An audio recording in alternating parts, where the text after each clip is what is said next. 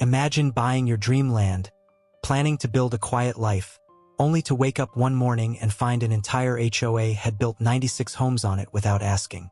That's what happened to Maya, a calm but sharp black woman who thought her slice of land was safe. The HOA, led by the loudest Karen you could imagine, decided her property was unused. They drew up plans, signed contracts, and even handed out keys. But what they didn't know was Maya wasn't powerless. From the start, she saw every nail they hammered as part of her future payback. And when Karen stormed in, waving her papers and barking about community rules, Maya stayed calm. She already had her own stack of papers, ones that carried far more weight.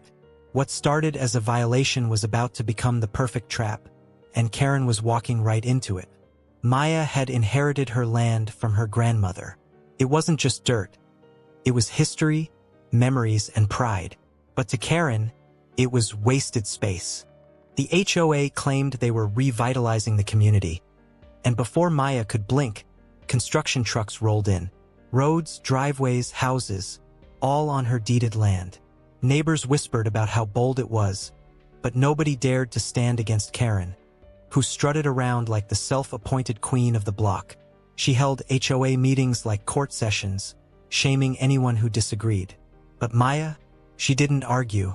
She sat quietly, watching them pour money into the land, brick by brick, dollar by dollar. Everyone thought she was being walked over, but Maya was careful. Every photo she took, every document she filed, every moment she stayed silent. It was all part of a bigger plan. And while Karen boasted, Maya smiled, because she knew exactly how this story would end. By the time the HOA was done, 96 shiny homes stood where Maya's field once stretched. Families moved in, proudly paying their HOA dues, thinking everything was legitimate. That's when Karen turned her full attention on Maya. Marching up to her porch, she slapped a stack of HOA rules on the table.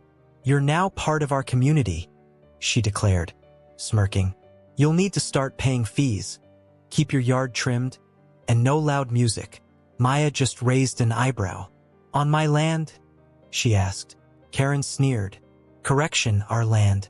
These homes belong to the HOA now. You should be grateful we increased its value." Neighbors nodded nervously. Karen had always gotten her way. But that calm smile on Maya's face should have been their first warning. She wasn't cornered. She was holding the one card Karen couldn't imagine existed. And soon, Karen would realize this wasn't her victory at all. It was Maya's stage.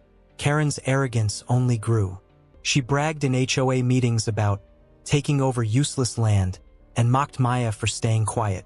But the trap was nearly ready. One day, Karen called the cops, claiming Maya was trespassing on community property. Officers arrived, papers in hand, ready to lecture her. Maya didn't argue. She reached into her bag and pulled out her own documents. Not HOA minutes, not fake contracts. The original deed, stamped and sealed, with every acre clearly marked under her name. "This is my land," she said simply, placing it in the officer's hands. The officer's eyes widened. Karen's face went pale. The truth was brutal. Every single house, every road, every mailbox. They were all sitting illegally on Maya's property. And the HOA? They had no legal ground to stand on. Suddenly, Maya wasn't the quiet woman being bullied. She was the owner and Karen was the trespasser. The fallout was explosive. The cops stepped back, shaking their heads. Karen shouted, screamed, and tried to shove her papers forward, but the officers barely glanced at them. "These aren't valid," one officer said flatly. "She owns this land." Karen's voice cracked. Neighbors gasped. Some even pulled out their phones. Maya didn't yell. She didn't need to. She leaned back in her chair and said, "So, Karen, should I be sending you rent, or will you send it to me?" The silence hit like thunder. Karen's empire crumbled in one sentence. Families began questioning their purchases, realizing their HOA dues were funding houses they didn't even legally own. The community that once worshipped Karen turned on her. And there she stood, red-faced, humiliated, unable to answer. For once, the queen of the block had been dethroned. and the crowd loved every second.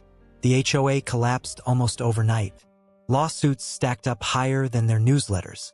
Families demanded refunds. Builders sued the HOA for dragging them into a mess. And Karen? She disappeared from the meetings, her voice silenced by the weight of her failure. Maya, meanwhile, made a decision. She didn't force the families out. She rented the land legally, at rates that worked for everyone. Instead of an HOA dictatorship, it became a community built on respect. Neighbors finally saw her not as someone to push aside, but as the rightful owner who saved them from disaster. She became a quiet legend in town, the woman who outsmarted HOA Karen without lifting a hammer, without shouting, just by staying calm and patient. Her grandmother's land remained in the family, stronger than ever, and the lesson was carved into every brick of those 96 houses. Don't mess with someone who knows their worth. Maya's story wasn't just about land. It was about patience, dignity, and quiet power. Karen thought bullying, paperwork, and fake authority would win. But real power doesn't need to shout. It waits, watches, and strikes at the perfect time. For everyone who's ever been steamrolled by loud, arrogant people, this story is a reminder. This was just one of many wild neighborhood stories. If you enjoyed it, make sure to hit subscribe and turn on the bell, because here at QZ Stories, we bring you the craziest tales of revenge, justice, and neighborhood drama every week. Don't miss the next one. It might just be even more